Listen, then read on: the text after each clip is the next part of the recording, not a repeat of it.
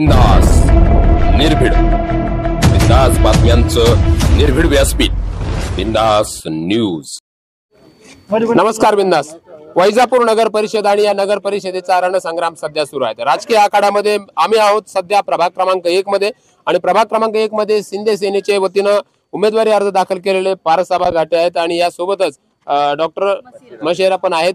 प्रभाग क्रमांक 1 मध्ये त्यांची ही प्रचार फेरी सुरू आहे आणि वेगवेगळ्या गोष्टींवरती वैजापूरचं राजकारण होत आहे। पारसाबा आपल्या सोबत आहेत। आबा काय सांगाल, कुठल्या महत्त्वाच्या गोष्टी आहेत आणि हा प्रभाग खास करून तुमच्या नावाने ओळखला जातो, काय सांगाल?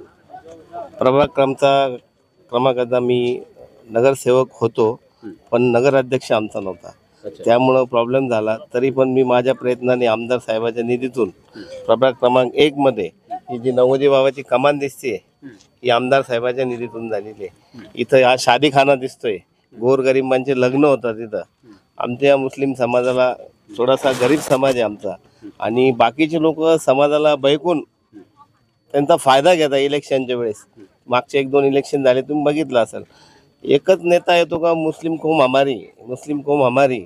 अरे भाई ये कौन है? फिर हम तो इनके भाई है ना, ये किसके लिए बना है? अगर आमदार साहेबाच्या जर मनात असं जातीपातीचं राजकारण असतं तर त्यांनी ही नवोदय भावाची कमान बनवली नसती, त्यांनी हा शादीखाना बनवला नसता।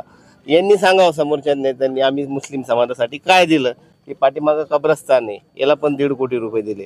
सर्वात मोठा विषय सांगतो तुम्हाला, वार्ड क्रमांक 1 मध्ये रमजान ईद निमित्त जो ईदगावर जी नमाज होती त्या नमाजासाठी 1 कोटी रुपयाचं कॉन्क्रीटकरण केले। तुम्ही कॅमेरामन तिथं जा आणि ते व्हिडिओ तुम्ही दाखवा आमच्याच प्रभागामध्ये।